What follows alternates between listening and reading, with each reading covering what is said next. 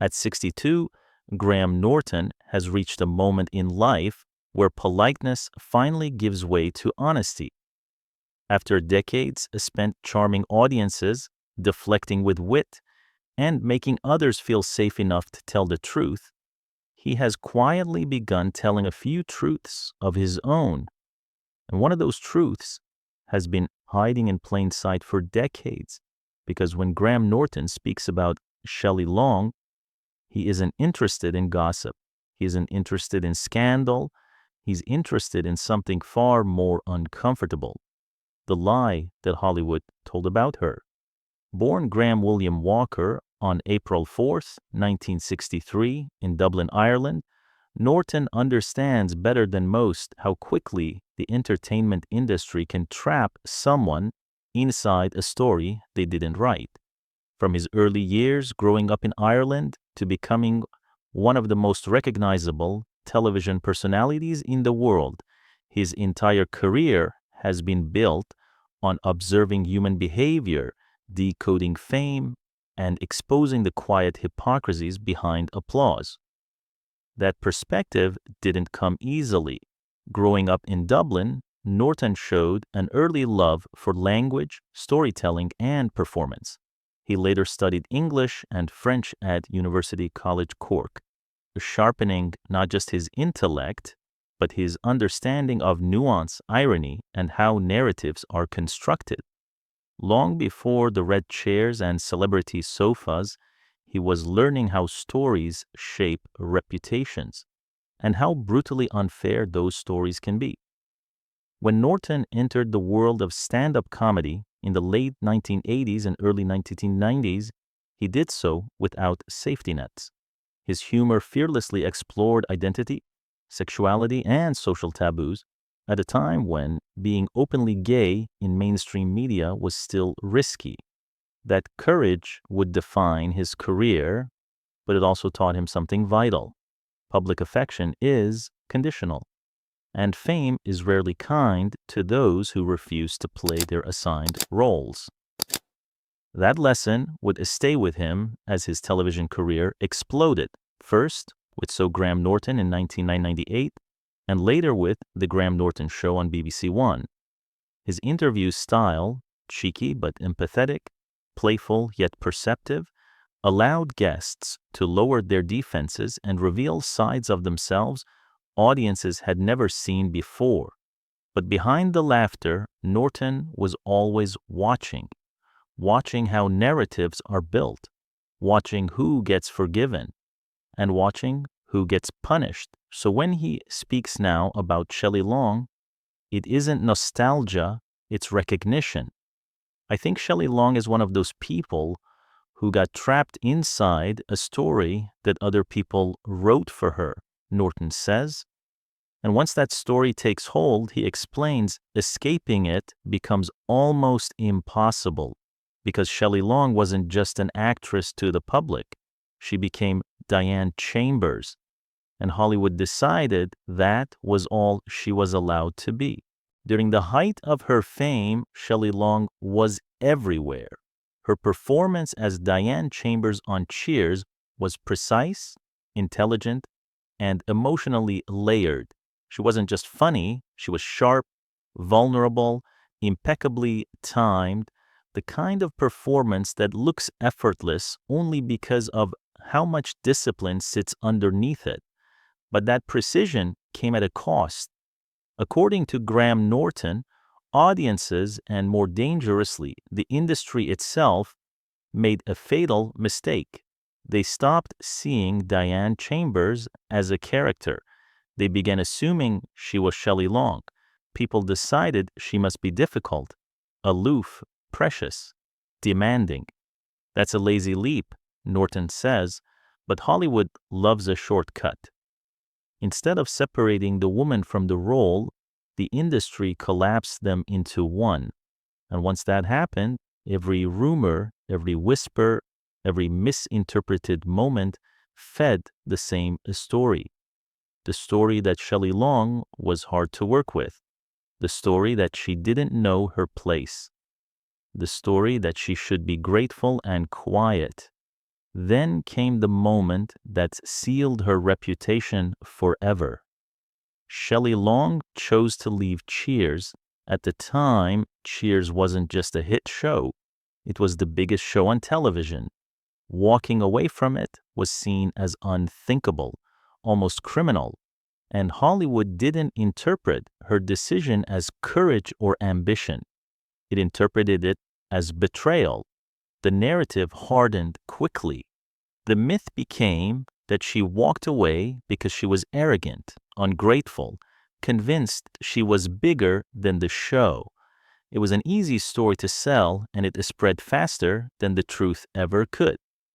But when you actually look at it, Norton says, it's a woman saying, I don't want my entire life reduced to one role.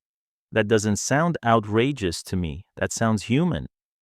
From Norton's perspective, Long made a choice that countless actors secretly dream of making but are too afraid to attempt. She refused to let comfort turn into a cage. She refused to trade her future for permanent familiarity. What stings most, Norton argues, is how uneven the judgment was. We celebrate men for taking risks, he observes. When a man leaves a hit show, he's bold, restless, artistically ambitious. But when a woman does it, Norton adds, suddenly she's difficult. In the 1980s, that double standard wasn't subtle. It was structural, and Shelley Long paid for it. Hollywood didn't just let her go. It made an example out of her. After she left Cheers, Shelley Long didn't disappear. She didn't fall apart the way the gossip machine wanted people to believe. She kept working. But Graham Norton says the industry treated her like someone who needed to be punished for daring to choose herself, because Hollywood loves control, and nothing scares it more than an actor who refuses to be owned by a single role, a single show, a single narrative. Norton points out how quickly the conversation shifted from talent to temperament. Instead of asking what kind of courage it takes to walk away from the biggest success of your life, people asked why she couldn't just be happy, why she couldn't just stay, why she had to make things difficult. And that's where the cruelty really lives. When people don't understand your decision, they don't just criticize it, they rewrite it into something ugly so they can feel comfortable again. Yet Norton is quick to say something that rarely gets said out loud. Her career after Cheers was not a failure. Yet, he emphasizes, Long's career after Cheers was far from a failure. She made interesting films, odd choices, sometimes messy choices. And then he delivers the line that changes everything. But that's what a real career looks like if you're not just playing it safe. That's the part people forget. A safe career looks neat on paper. It looks like repeating what works, smiling when you're told to smile, saying yes even when you're exhausted, staying in the box because the box is profitable. But a real career, a real life, it gets messy. It includes risks that don't pay off immediately. It includes choices that confuse people who want you to be predictable. It includes moments where you disappoint an audience because you're trying to save yourself. Norton suggests that Hollywood's obsession with measuring success only by box office numbers or awards misses the quieter victories. The victories no headline can capture. There's something admirable, he says, about someone who refuses to live their life according to other people's expectations. And in that sentence, you can feel it. This isn't just Graham Norton defending Shelley Long. This is Graham Norton exposing the way fame works. Because once a story about you becomes popular, it doesn't matter how accurate it is. It only matters how convenient it is. Shelley Long became convenient, a cautionary tale a warning, a name people could bring up whenever someone else started getting brave, as if Hollywood was saying, quietly but clearly, see what happens when you leave? See what happens when you choose yourself? And that's what Norton can't forgive. Not because Shelley Long needed saving, but because the world watched a woman protect her identity and called it arrogance. Graham Norton admits something that feels almost too honest to say out loud. When you're young, you don't just want success. You want approval. You want to be liked so badly that you'll shrink yourself, soften your edges, and twist into shapes that don't even feel like you, just to keep the applause coming. And Norton says that's the trap most people don't realize they're in until it's already taken years from them. With age, he explains, comes the realization that applause is fickle. One day they adore you, the next day they're bored. And if you build your identity on that applause, you'll spend your whole life terrified of losing it. That's why Shelley Long's choice looks different through older eyes. What she did wasn't just a career move. Norton believes she chose a sanity over endless approval.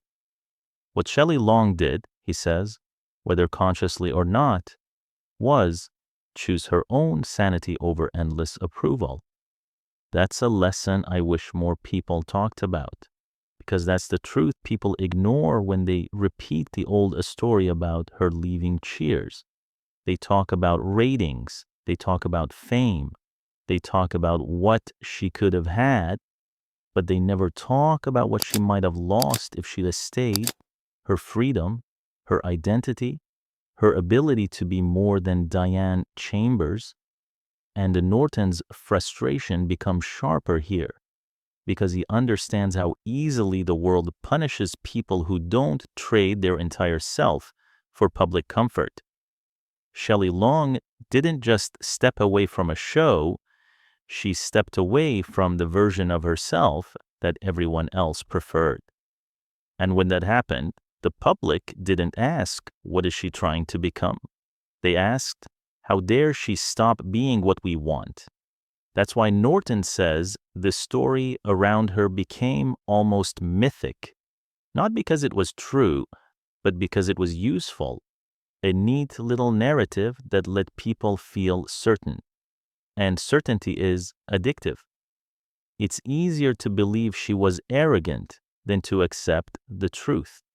That sometimes the bravest thing a person can do is walk away from something everyone else calls a dream.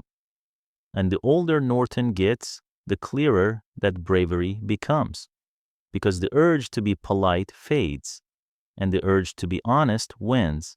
Graham Norton believes something quietly powerful. He believes time is the only thing that can do what Hollywood almost never will: correct the record. Ultimately, Norton says, history has been kinder to Long than the headlines of her era. And there's a sadness inside that statement, because it implies a brutal truth. Sometimes justice doesn't arrive when you need it. It arrives years later, when the damage is already done. Time has a way of sanding down the cruelty. Norton reflects the cruelty of people who wanted a villain, the cruelty of an industry that needed a warning sign, the cruelty of audiences who confused a character with a human being. But here's what happens when enough years pass. People stop repeating the rumor and start rewatching the work. They go back to Cheers not as gossip consumers, but as viewers. And in that quieter space, without the noise of old headlines, something becomes undeniable. They realize how brilliant she was. They see the intelligence, the timing, the vulnerability, the precision that made Diane Chambers feel like a real person, not a sitcom puppet. And suddenly, the old story begins to crack, because it's hard to keep calling someone difficult when you're staring at talent that clean. It's hard to keep calling her ungrateful when you can see how much of herself she poured into every moment on a screen. For Norton, this is where the truth finally stands up on its own. Not a scandal, not a rumor, not a controversy, just a fact that should have been obvious all along.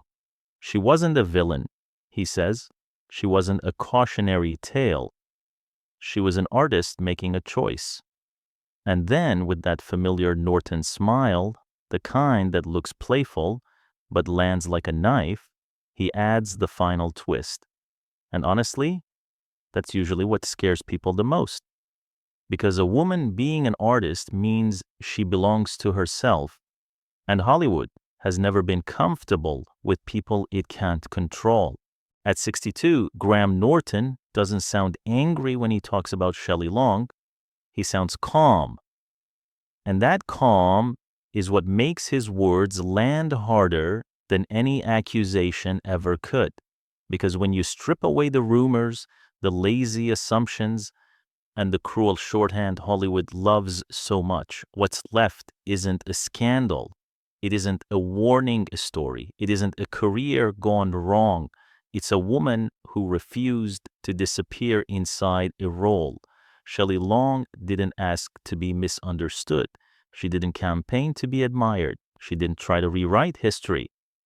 She simply made a choice to step away before success turned into a prison, a choice to protect her identity when the world wanted to own it, a choice that many admire in private and criticize in public. Graham Norton understands that now more than ever because time has taught him the same lesson. Fame doesn't love you back. Applause doesn't stay loyal. And the stories people tell about you are rarely under your control. But the life you choose is. And in the end, that may be Shelley Long's quiet victory. Not awards, not headlines, not redemption arcs written years too late, but the simple truth that she lived on her own terms. She wasn't wrong, Norton implies. She was early. And maybe that's why her story still unsettles people today, because it forces an uncomfortable question. If you were brave enough to walk away from everything everyone praised you for, would they call you courageous? Or would they call you difficult too? If this story made you see Shelley Long differently, leave a comment below. If you believe talent should never be punished for choosing freedom, hit like. And if you want more stories that peel back Hollywood's most misunderstood lives, make sure you subscribe, because some truths don't age badly. They just wait for the noise to fade.